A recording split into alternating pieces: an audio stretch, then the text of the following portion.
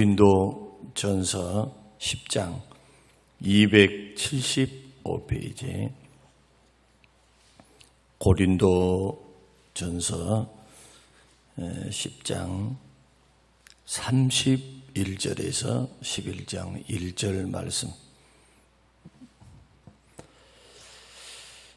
같이 읽겠습니다. 그런즉 너희가 먹든지 마시든지 무엇을 하든지 다 하나님의 영광을 위하여 하라.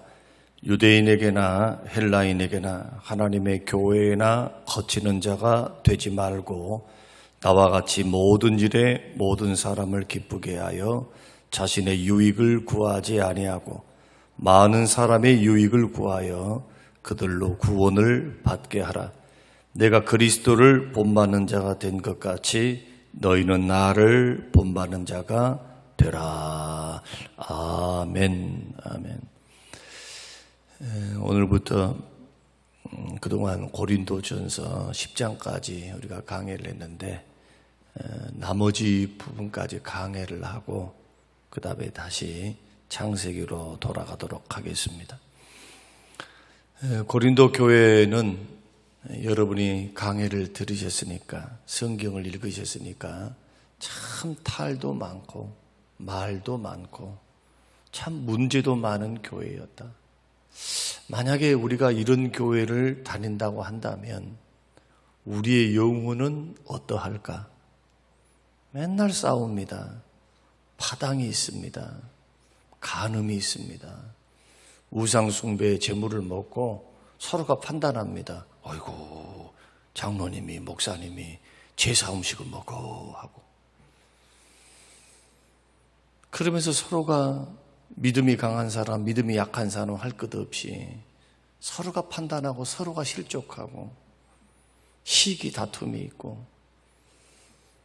그뿐만 아니고 결혼 문제도 생기고, 뭐 이런 유의 많은 문제들을 경험하게 되고, 15장에 정도 가면은 고린도 교회 안에는 부활이 없다는 사람들도 있어요.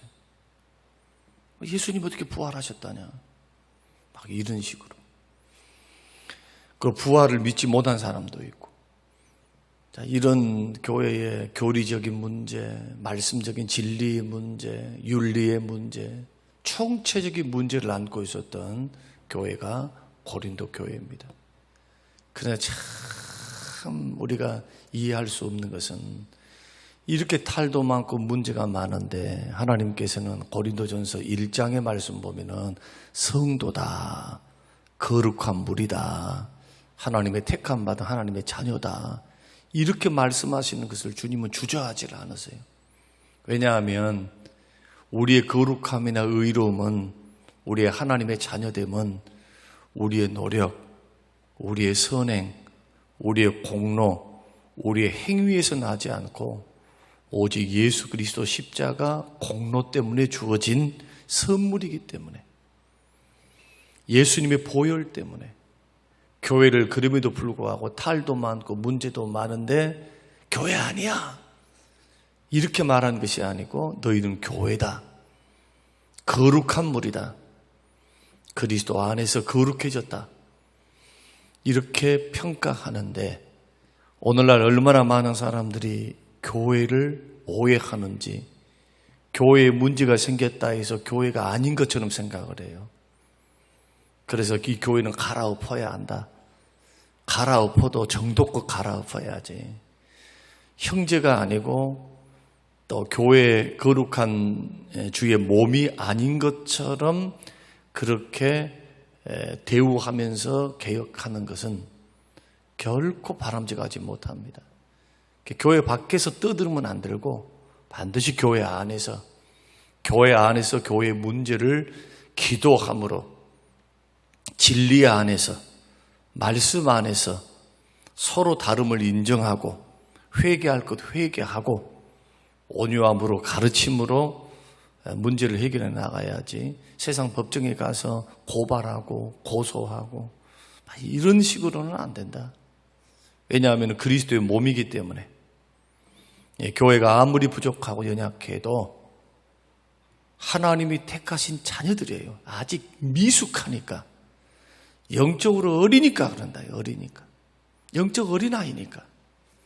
고린도전서 이미 살폈습니다마는 1장과 2장에서 성도들이 수준을 두 가지로 나누죠.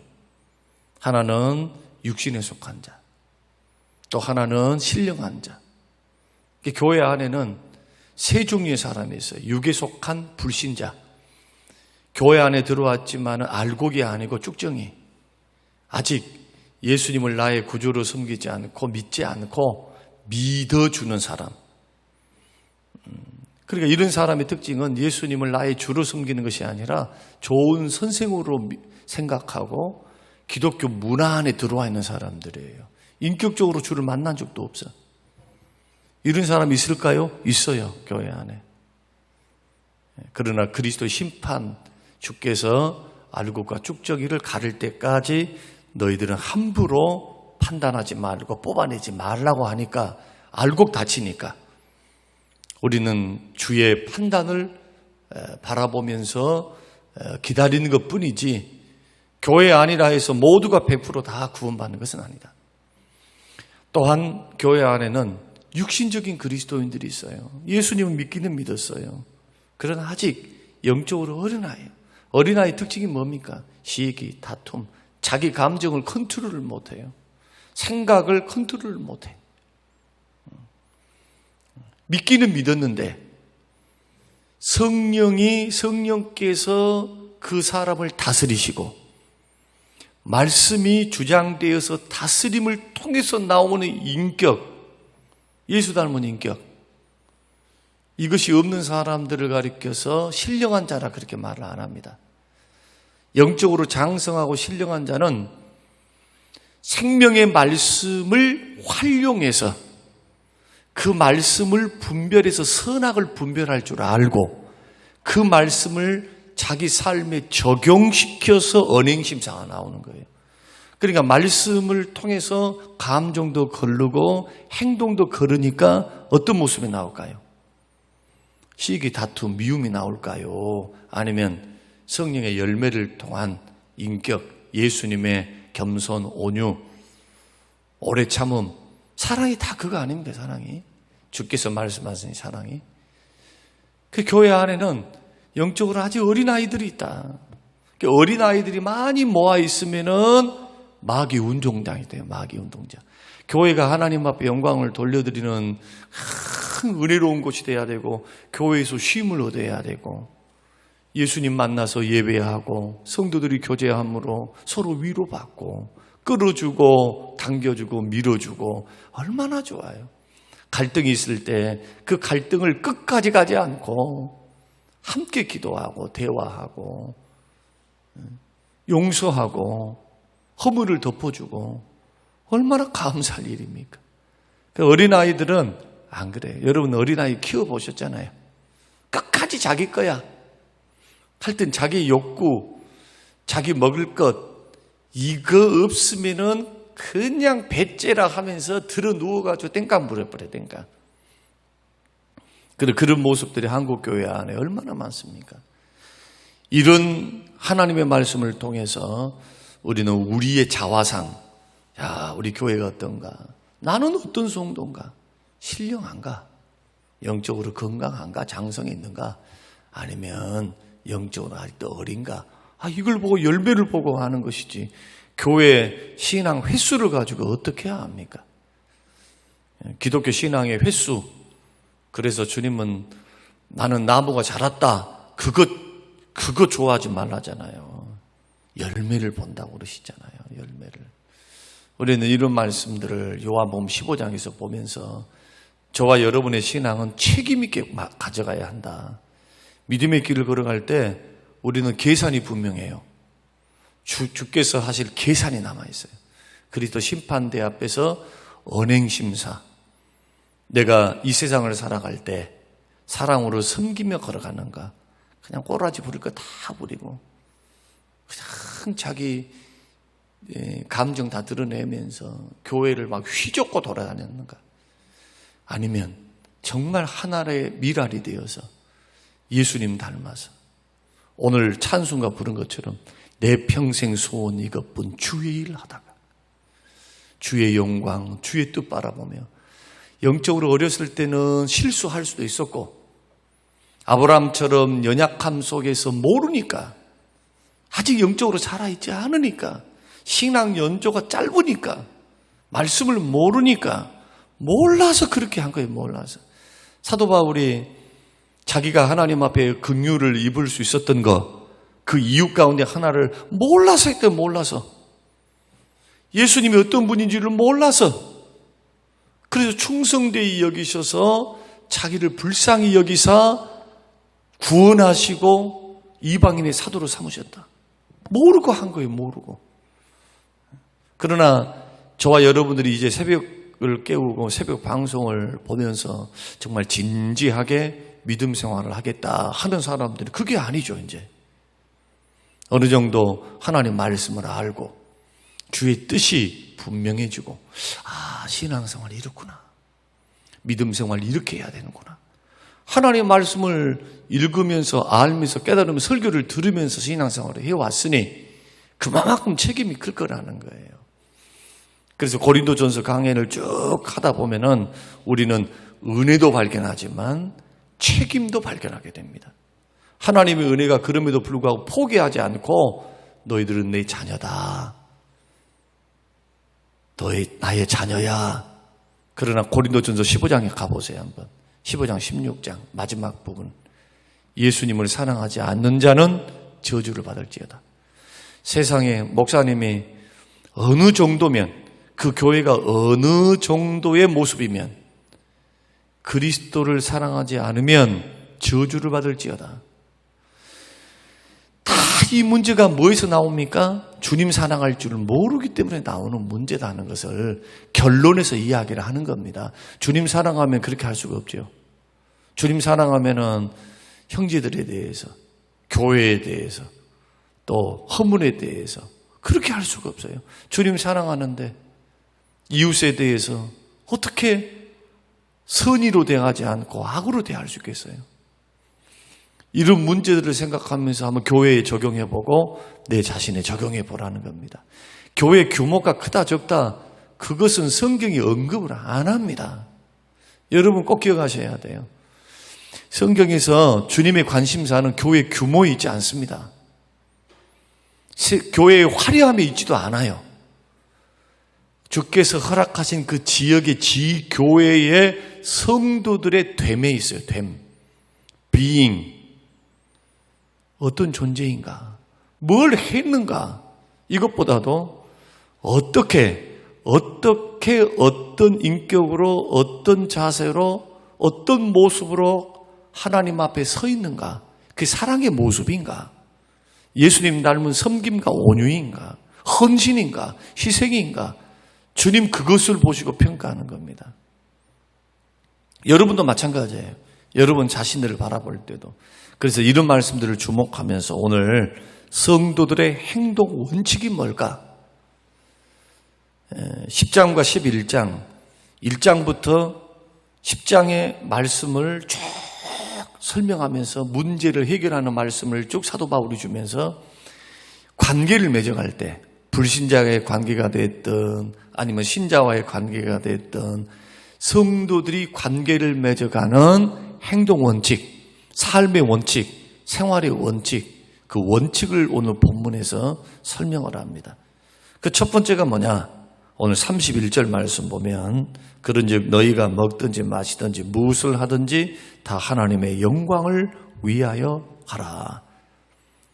그 삶의 잣대가 뭐냐? 성도들이 가져야 될 삶의 잣대가 오직 하나님의 영광이라는 거예요. 여러분 목표를 설정할 때 먹든지 마시든지 사소한 문제에도 언제나 주님을 생각하는 것, 이것이 주님의 영광이 될까? 먹으면서도 주의 영광을, 일하면서도 주의 영광을, 쉬면서도 주의 영광을, 주가 영광 받으실 수 있도록 이것을 조금 확대 적용하면은 우리의 삶의 모든 부분이 예배가 되게 하라는 거예요. 먹든지 마시든지 영광이 되는 것은 예배의 삶이니까 마치 하나님 앞에서 예배하듯이 인생을 살아가라는 거예요. 이제 로마서 12장 1절 2절 영적 예배, 몸으로 드리는 예배, 삶으로 드리는 예배. 예배는 두 가지로 나눌 수 있습니다. 하나는 모여서 드리는 예배, 삶으로 드리는 예배. 여러분의 삶이 예배 연장이 돼야 돼요. 참 힘들죠. 그러니까 사람이 화가 났어요. 어떤 불편함이 있었어요. 힘든 일이 있었어요. 그것을 통해서도 뭘 하라고요? 빨리 처리하고 하나님께 영광이 되는 방향으로 간다면 뭐가 필요할까요? 인식하고 깨닫고 기도하고 버리려 하겠죠. 죄된 것은 버리려 할 거 아니에요. 그러나 이런 하나님의 영광이 아닌 그냥 뭐 사람인데 예배 때는 예배인 것이고 살아갈 때는 그냥 뭐 이렇게 사는 것이 뭐 인생인데 그러면 착각하는 거라 이거예요. 하나님의 가르침은 그게 아니니까. 먹든지 마시든지 무엇을 하든지 어떤 상황, 어떤 여건 속에서도 하나님의 영광을 바라보면서 주님이 영광되도록 그러면 덕스럽게 하지 않겠어요? 선하게 행동하지 않겠습니까? 그래서 하나님을 즐거워하고 하나님이 영광스럽게 되기를 위해서 힘쓰는 것, 이것을 어떻게 해야 되느냐? 계속해야 된다. 습관적으로 해야 된다. 그래서 오늘 현재 직설법 명령형으로 되어 있어요. 31절에 하라라는 말은 습관적으로 하고 계속적으로 하라는 겁니다. 포기하지 말고 머리에 꽉 박혀 있어야 돼요. 마음의 비석에 새기세요. 영원토록 하나님을 즐거워하고 하나님을 기뻐하는 것, 이것이 인간의 본분이다. 이것이 예배 때만 하지 말라는 거예요. 교회만 나와서 하지 말라는 거예요. 사람을 만날 때, 또 고객을 대할 때, 불신자를 대할 때, 직장에 다닐 때, 차를 운전할 때, 찔리네. 차를 운전할 때 하나님 영광에 대해야 되는데 아이고 저것이 끼어들었어. 그렇게 해놓고 후회하죠. 안 믿는 사람은 후회하지 않습니다. 오늘 기분 나빴다고 말을 하지. 그러나 우리는 그렇게 해놓고 마음이 편치를 못해요. 나 혼자만 아는 것이지만 그게 참 그리스도인으로서 하나님 보시기에 하나님 영광이 안 되는데, 죽게 기쁨이 안 되는데 먼저 가라고 그냥 그래 볼걸. 그래, 니는 좀 바쁜가 보다. 하여튼 이 말씀이 좀 적용돼야 한다. 그래서 행동의 원칙이 뭐냐? 성도의 생활 원칙, 관계를 맺어가는 삶의 원리, 불신자들과의 관계에서 가져야 할 행동 원칙 첫 번째, 뭐 먹든지 마시든지 무엇을 하든지니까 한번 적용해 보면서 이것이 바로 코람 데오의 삶입니다. 하나님 앞에서 사는 거예요. 이렇게 하나님, 눈에 보이지 않는 하나님을 마치 살아계시는 것처럼 이렇게 경건하게 인식하면서 살아가다 보면 어느덧 죄도 분별이 돼서요, 서서히 죄도 끊게 돼요. 악은 모양이라도 버려가게 돼요. 이런 인식으로 우리가 걸어가기를 바라고, 두 번째는 33절 말씀 보면은 모든 일에 모든 사람을 기쁘게 하라. 모든 일에 모든 사람을 기쁘게 하라. 그런데 어떻게? 나와 같이 그랬습니다. 사도 바울이 자기를 본세우면서 나와 같이 그렇게 하라는 겁니다. 그럼 사도 바울이 어떻게 했을까? 로마서 15장 2절 말씀 보면 우리 각 사람이 이웃을 기쁘게 하되 선을 이루고 덕을 세우도록 할지니라. 그렇게 말씀합니다. 모든 사람을 기쁘게 하라. 나와 같이. 사도 바울이 모든 사람을 기쁘게 한 그 이유가 있어요. 여러분 이제 내일 그는 살피겠습니다만은 사도 바울이 절대로 원수 안 맺었어요. 사람하고 등지지 않았어요. 여러분 예수님을 믿어가면서 교회 안에선 교회 밖에든 원수 맺지 마세요. 또 등지지도 마세요. 모든 일을 기쁘게 하는데 모든 일에 사람을 기쁘게, 이웃을 기쁘게 하고 성도를 기쁘게 하는데 어떻게 등지겠습니까? 그러나 모든 사람들을 함께 좋게 관계를 회복하며 사는 것. 여기서 기쁘게 하라는 말씀은 상처를 받았을 때도 깨어졌을 때도 모든 관계를 회복한다, 개선한다, 좋게 하려고 힘쓴다는 뜻이에요. 히브리어, 헬라어 원어의 뜻이. 그러니까 사람이 살다 보면 실수 있죠. 갈등이 있어요. 살다 보면 오해도 생기고 그러다 보면은 좋았던 관계가 좀 서먹서먹해지기도 하고 또 회복되기도 하고 나빠지기도 해요. 그러나 끝까지 평행선을 달리면서 그렇게 안 간다 이거예요. 그것이 어리석은 일이니까. 그래서 행동 원칙이 뭐냐? 그 관계를 회복하기를 위해서 힘쓰는 거예요. 좋게 하려고 힘쓰는 거예요. 선물도 드리고 안부도 묻고 기도도 하고 이런 관계를 통해서 멀어졌다, 좀 소원해졌다 그러면은 관계 회복을 위해서 애썼다. 사도 바울이 자존심 내려놓고 여기에는 뭐가 필요하느냐? 자기 부인이 필요해요. 자기 부인. 목적이 뭔가는 내일 말씀드릴게요. 왜 그렇게 했는가? 왜 사도 바울이 그렇게 행동 원칙을 그렇게 가져갔는가? 그리고 고린도 성도들에게 이것을 요구했는가? 고린도 교회는 자기밖에 몰라. 자기밖에. 자기 감정, 자기 재산, 자기 주장, 자기 생각, 자기 기쁨.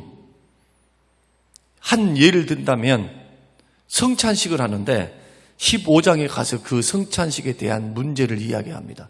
성찬식을 해서 교회에서 모여갖고 지금 고린도 교회가 세워져 가지고 성찬식을 이렇게 하는데 부자들은 주인들은 그 노예들과는 다르게 일하지 않잖아요.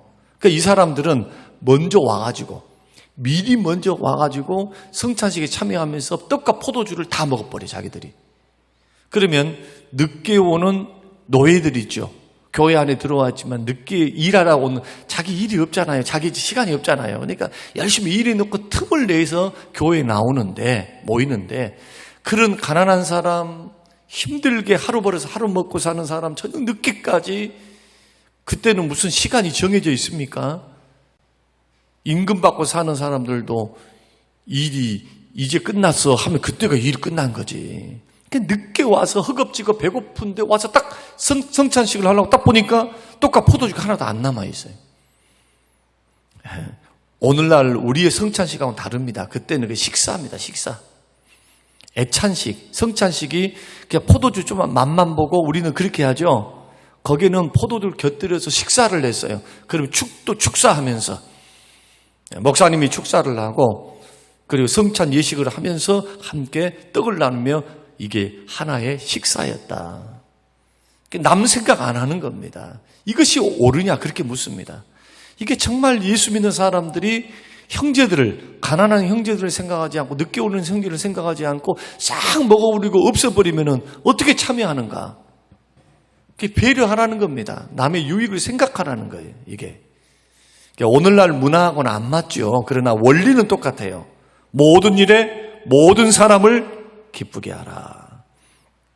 그래서 마음에 안 보면 그만이라는 마음으로 교회 생활하지 말고 마음에 미움과 판단을 품고 살지 말고 관계 회복을 위해서 좋은 관계를 유지하기 위해서 애쓰고 노력하라. 이렇게 파당을 지었던 교회가 사도 바울이 계속해서 편지를 보내고 사도 바울이 방문했을 때 외면 한번 해요. 외면. 그러니까 너무 상처를 받아서 고린도 후서를 씁니다. 그런데 고린도 후서까지 다 쓰고 난 다음에는 고린도 교회가 회복이 돼요. 회복이 돼. 크게 회복이 되는 것은 아니지만 옛날의 그 모습을 점점 벗고 점점 성장하는 모습으로 자라가는 것을 보게 됩니다. 그렇다면 오늘 이 새벽에 오늘 방송을 듣고 있는 모든 성도님들이 생각해야 될 것은 두 가지입니다. 행동원칙, 무엇을 하든지 다 하나님의 영광을 위해서 하기를 힘쓰는 것, 늘 인식하여 살아가는 것. 두 번째는 모든 일을 할 때 모든 사람을 기쁘게 하라. 관계 회복, 좋게 대하는 게 좋게. 말도 좀 좋게. 또 생각도 좋게 갖고 행동도 좋게 갖고 조금 화가 났다 해가지고 막 함부로 하지 말고 사람들을 좋게 하면서 절대로 감정 상하게 하거나 상처받게 하는 일을 하지 마라. 저는 한국교회 현실 또 유교 문화권에 안 했기 때문에 참 다른 것에서 속상한 것이 아닌 것 같아요. 보니까 참 예의 없는 것. 사랑 가운데 하나가 예의 아닙니까? 사랑이 있는 거 하나. 무례히 행하지 않는 것. 이걸 성경은 사랑이라고 그렇게 말을 하는데 이런 부분만 잘해도요. 평상시에 그렇게 하고 있으면 관계 좋습니다. 인사 잘해보세요. 한번 웃으면서 관심 가져보면서 그리고 선한 마음으로 조금 감정 내려놓고 조금 선대해서 한번 해보세요.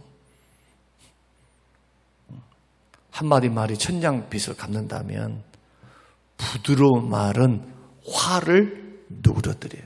자문의 말씀대로. 관계가 좋아져요. 오늘 이 말씀을 삶 속에서 적용하면서 오늘 우리에게 좋은 행동 원칙이 되시길 바라고 내일 또 두 가지를 말씀을 더 드리면서 오늘 하루도 순종해 보시고 삶에 적용해 보시는 귀한 시간들이 되시기를 바랍니다. 고마우신 하나님 아버지, 오늘 우리에게 주시는 귀한 말씀들을 마음에 새기고 탈 많고 문제 많은 고린도 교회, 그러나 하나님의 교회인 것만은 분명하기에 하나님께서 처방전을 주시고 행동 원칙이 무엇인지 우리에게 가르쳐 주신 것을 감사합니다. 주여, 부족하오나 이 말씀 붙들고 오늘도 살게 하옵소서. 감사드리며 예수님 이름으로 기도합니다. 아멘.